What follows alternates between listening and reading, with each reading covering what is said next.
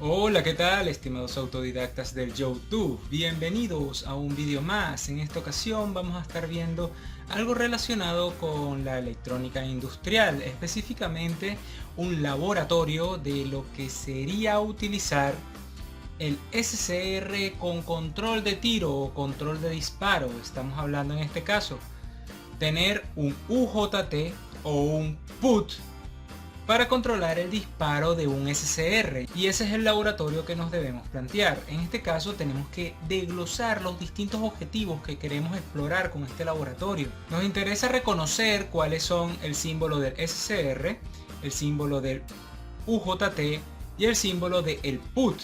También es importante reconocer cuáles son las distintas etapas del circuito con el que hacemos el control de tiro para el SCR a través de un PUT y un UJT, ya que el circuito no simplemente es tener control y fuerza. O sea, sí, los circuitos se dividen entre control y fuerza, pero cada circuito tiene ciertos artilugios electrónicos que son necesarios para poder hacer que este control o que esa fuerza puedan funcionar correctamente. Las otras tres cosas que queremos identificar son el efecto que genera la capacitancia en el control del circuito, el efecto que genera la inductancia en el funcionamiento del circuito y en el control del circuito, y la forma en la que se afecta la potencia en el sistema.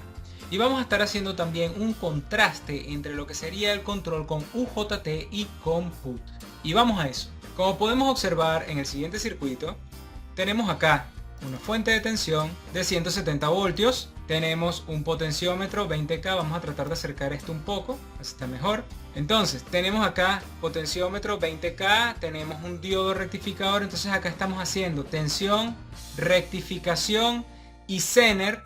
Esto es un Zener de aproximadamente 12 voltios si no me equivoco. De todas maneras pueden buscarlo y dejarme en los comentarios qué tipo de Zener es.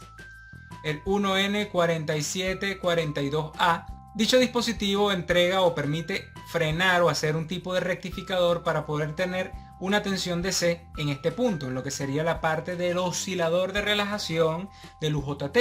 Entonces tenemos acá un UJT configurado como oscilador de relajación, y tenemos la resistencia de control de tiro o de control de retardo de disparo del UJT. Después de eso tenemos lo que sería la carga, y en paralelo a la carga la gatilla de nuestro SCR. Tómese en cuenta que el cátodo del SCR se considera el neutro para nuestro circuito DC, y el ánodo del SCR se considera el polo positivo para nuestro circuito DC. De la misma manera, acá tenemos el punto positivo, vamos a decir, por donde viene el pico positivo que va a energizar todo el sistema y que va a seguir hacia nuestro circuito. Entiéndase que nuestro pico negativo está siendo cortado y tenemos un diodo de libre circulación para que el pico negativo no genere ningún tipo de polarización en nuestro sistema. De la misma forma podemos observar acá un SCR tipo S6006L que soporta aproximadamente 6 amperios. Tenemos una carga de 100 ohmios, acá R1 es la carga, y tenemos distintos valores de inductancias para probar, un único valor de capacitancia para probar. Y como dijimos, este es el circuito con el UJT. Veamos qué es lo que hace. En el momento que lo colocamos a funcionar, podemos observar que existen las cuatro tensiones: amarillo, azul y rojo y verde. Amarillo, azul y rojo es más bonito porque son los colores de Colombia, son los colores de Venezuela, y es mucho más bonito hablar de ellos así. Pero entonces, vamos a detenerlo un momento. Veamos que amarillo es el color de nuestra fuente, tierra, punto amarillo. Azul es el color de la tensión relativa en nuestra gatilla, o la tensión relativa en el condensador. ¿Por qué relativa?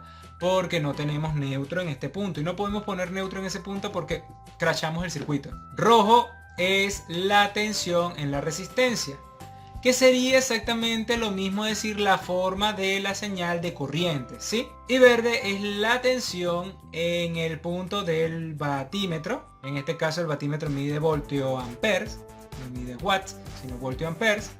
¿Qué nos sirve? Nos viene bien para lo que queremos hacer. Vamos a ver la potencia total que se está entregando a la carga. está midiendo tensión entre los dos puntos de la carga y está midiendo la corriente que atraviesa a la carga. En este caso la carga está configurada como únicamente resistiva. Entonces, ahora sí, veamos el funcionamiento del circuito.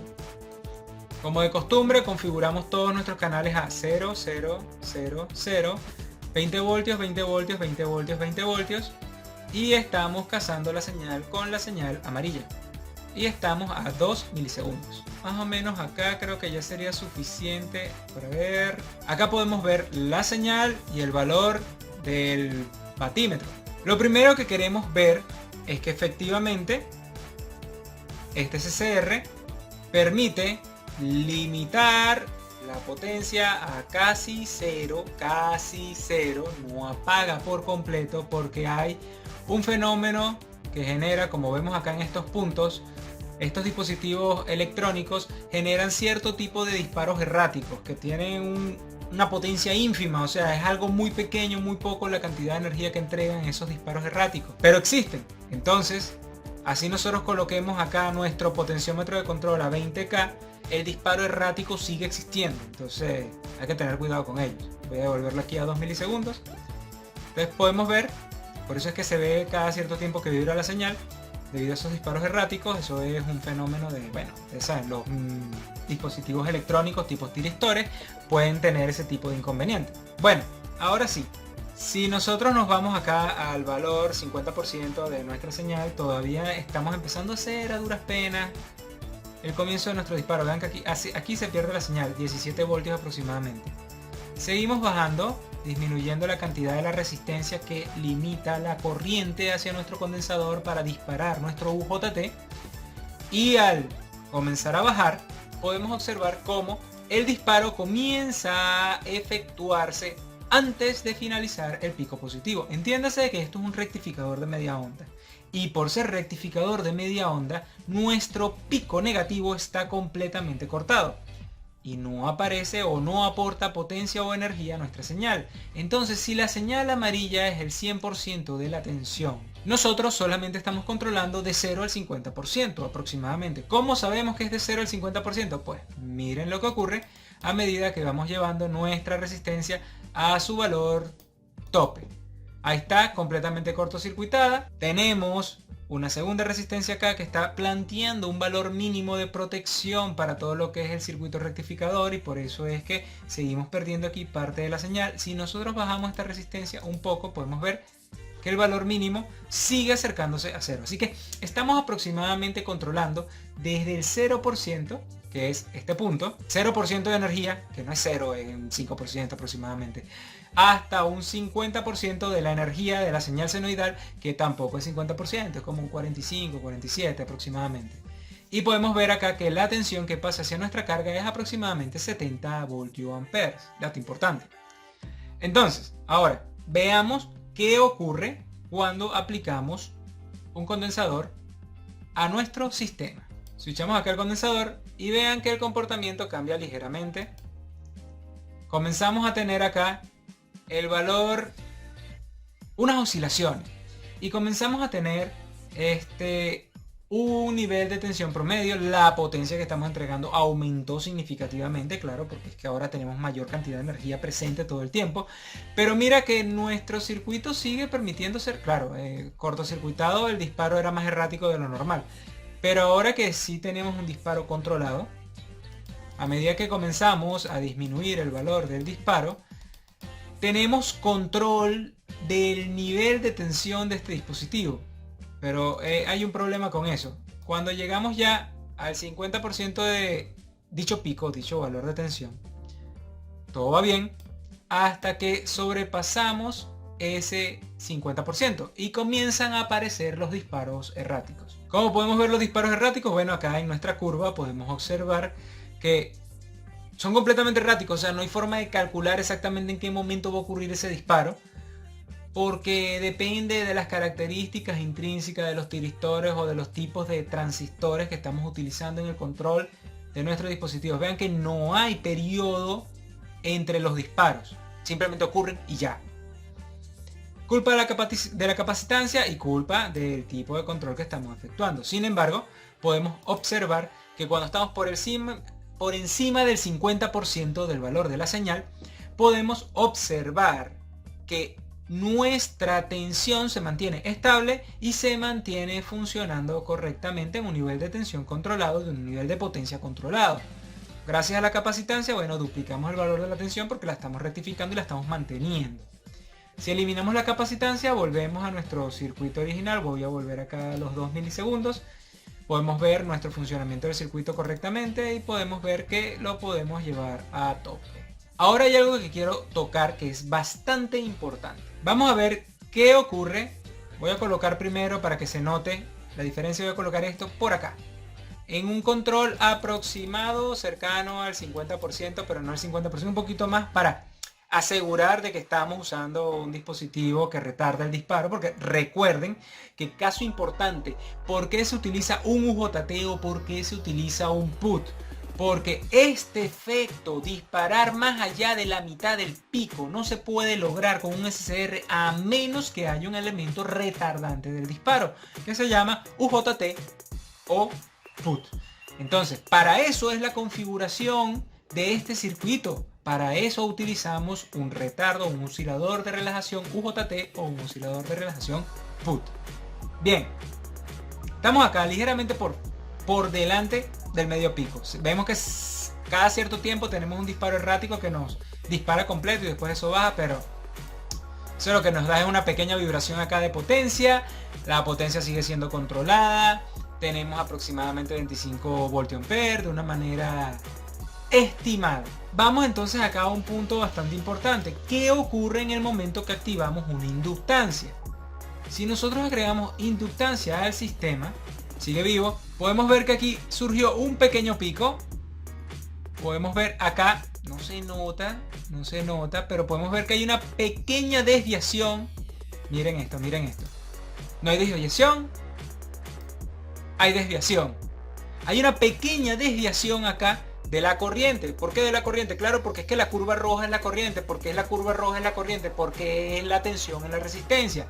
Y la tensión en una resistencia siempre está en fase con su corriente. ¿Estamos de acuerdo con eso? Entonces, pasamos al siguiente nivel de impedancia o de inductancia introducida en serie con nuestra resistencia. Primero era 1 milihenry, ahora vamos con 100 milihenry. 100 veces el valor. Aplicamos. Miren lo que ocurre. O sea, esto es algo bello, espectacular a nivel de ciertas cosas de análisis. Pero es un dolor de cabeza a nivel de trabajo de circuitos. O sea, es súper genial que tú no le estés metiendo un guamazo durísimo al motor. Porque no le estás metiendo este delta. O sea, ahora le estás metiendo un delta suavizado. O sea, es mucho más elegante, mucho más suave. A medida que la inductancia sube, el retraso de la corriente aumenta. Entonces, bueno, sí, se ve mucho más bonita esta curva de corriente que la que teníamos anteriormente, que seguía directamente al voltaje. Pero también hay otro detalle. Tenemos corriente mientras que hay tensión negativa. Gracias a Dios este circuito con rectificador tiene un filtro para las tensiones negativas y las tensiones negativas no llegan a la carga, porque para eso es el diodo que aplicamos, que es de libre circulación. No me interesa demostrar que el diodo de libre circulación hace eso.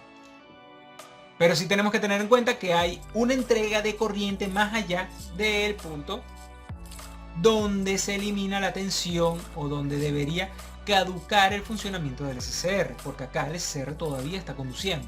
Hay tensión en la resistencia, quiere decir que hay corriente en la línea, por tanto el SCR sigue funcionando. ¿Y qué ocurre cuando lo llevamos a tope? Este es el caso más extremo que podemos encontrarnos. Voy a llevarlo otra vez a 2 milisegundos. ¿Qué está ocurriendo? Bueno, está ocurriendo algo sumamente peculiar. La corriente sube lentamente, ahora tenemos algo parecido a lo que sería una corriente estable con tensiones variables. Y nuestro SCR nunca se apaga.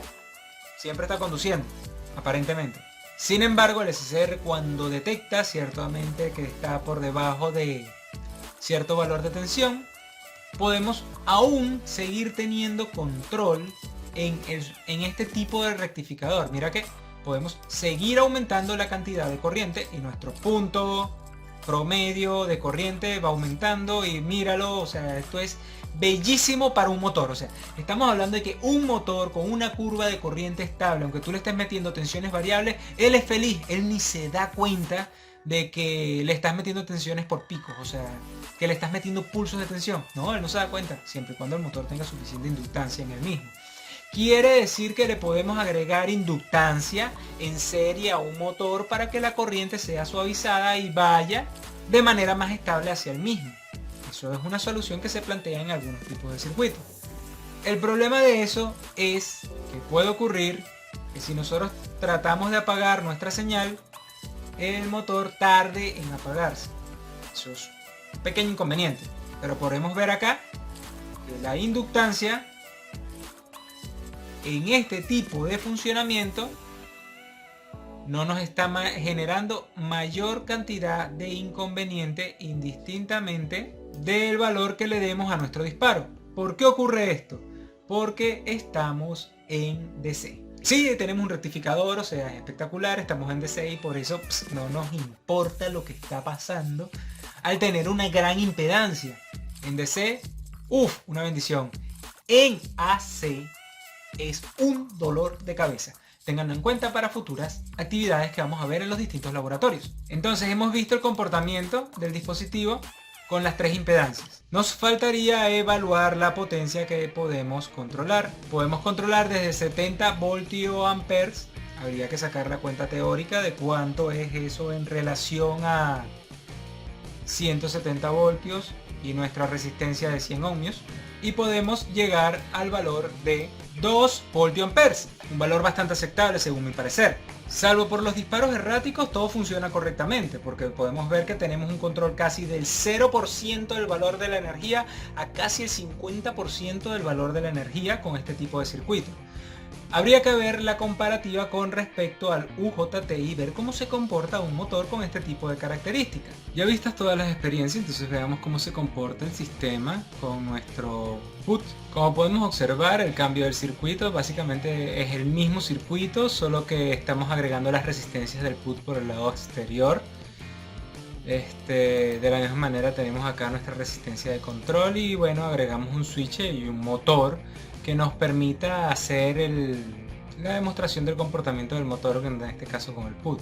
Podemos observar acá que el PUT está conduciendo técnicamente completo, la corriente sube completa y cuando comenzamos a mover nuestra resistencia hacia adelante comienza a controlarse la tensión.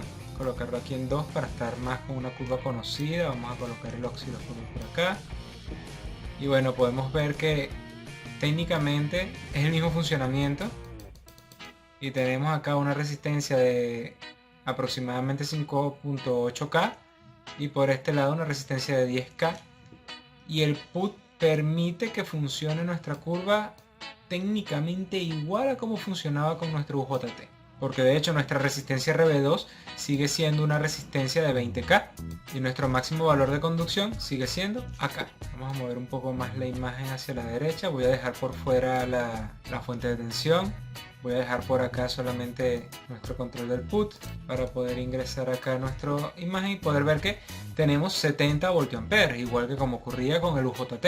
Afectamos nuestra señal con el condensador, comenzamos a agregar control del PUT, siguen existiendo disparos erráticos, o sea, no porque sea un PUT va a dejar de tener ese comportamiento errático, sigue comportándose con tensión controlada, tal cual como el UJT. Desconectamos nuestro condensador. Veamos el comportamiento, vamos a colocarlo como ya hicimos en el anterior. Un disparo aproximadamente cercano, acá me parece lo suficientemente. Vean que en este punto sí se nota como, sí sigue apareciendo la misma vibración de disparos erráticos con el PUT. O sea que no es mucho el cambio que ocurre con respecto al UJT. Agregamos inductancia pequeña variación. Inductancia medianamente grande, mediana variación. Inductancia muy grande, una gran variación, tal cual el comportamiento idéntico. Y podemos ver, cosa importante, voy a quitar el osciloscopio de acá, voy a dejar que a duras penas se vea media señal.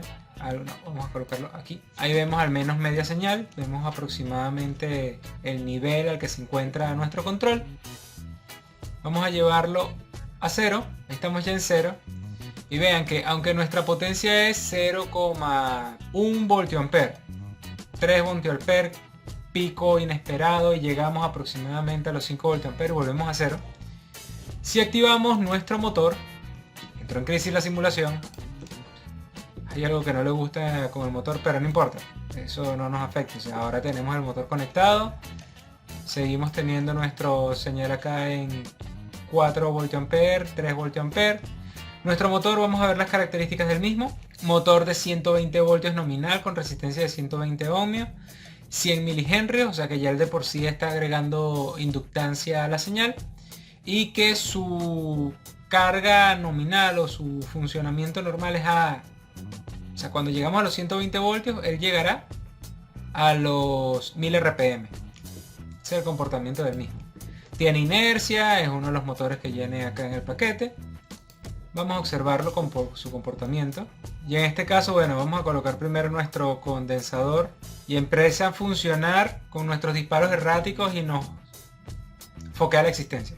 O sea, no hay más nada que decir, simplemente que nos va a dañar la existencia de nuestro control. Porque la cantidad de energía que le estamos entregando son 70 voltiampere de manera automática. Miren que está aproximadamente al 50% de la energía, y eso que es a punta de disparos erráticos y energía acumulada. Eso no debería pasar. Aquí se está descargando, queda sigue con su inercia hasta que llega a su valor casi cero, que son 30 RPM, 40 RPM. No tiene suficiente valor resistivo como para que él mismo se mantenga detenido. Obviamente, esto nos da una idea. Nuestro sistema tiene que tener un botón de apagado si estamos haciendo un control con un dispositivo como este. O sea, hay que tener algo que quite la energía del motor, porque los disparos erráticos van a hacer que el motor se energice. Importante.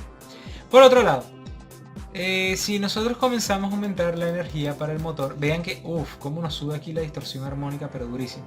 Bien, comenzamos a aumentar acá la cantidad de energía que le damos al motor. Vamos a aumentarla significativamente para ver. Estamos acá. Aquí empezamos a variar. Vean que hay un punto de energía en el motor y un punto donde quiebra. Vamos a darle un poquito más. Mira esto es interesantísimo. Acuérdate que el motor ya tiene inductancia. Y en este caso, el motor está mostrando un comportamiento súper interesante, que es, lo estamos disparando en este breve periodo y nos está generando una distorsión armónica aquí en este punto, que está relacionado con el punto de disparo.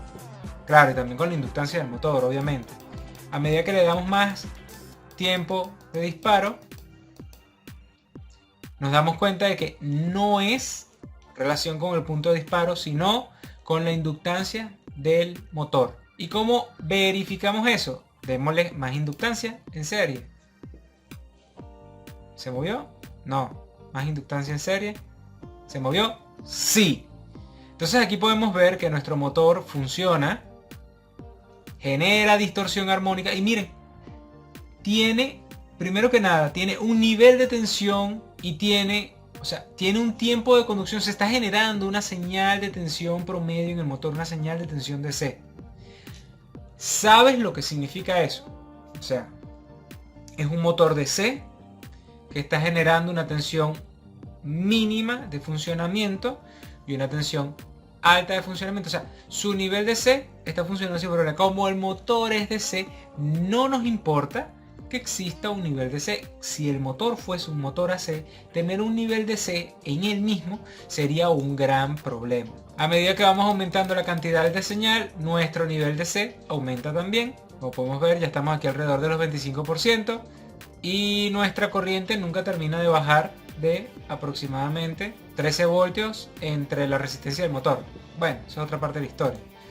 Y podemos llevar el motor hasta un máximo de, ahí está trabajando a tope, con una impedancia en serie 275. Eso es aproximadamente 25% de la energía nominal del motor. Vamos a ver si lo llevamos aquí a, sigue estando 225, 280, casi 300. Debería estar llegando a 50% de su valor nominal, porque nosotros estamos pasando una tensión de 128 voltios. No, es que no tenemos el 50% de su valor nominal. Aquí tenemos ligeramente no, tenemos aproximadamente 150 voltios de tensión. El motor debería estar girando a los 1000 RPM. Claro, observemos acá, o sea, estamos informándole al motor que tiene una carga del 50%. Marcará 1000 cuando la carga esté en 0, siempre y cuando tengamos 120 voltios. Dicho de otra forma, eso ya son características de comportamiento de los motores. Tenemos acá un motor que se mueve a 600, 700 revoluciones por minuto, teniendo más tensión de la que debería. Recuerden que eso puede dañar el motor si la tensión está por encima.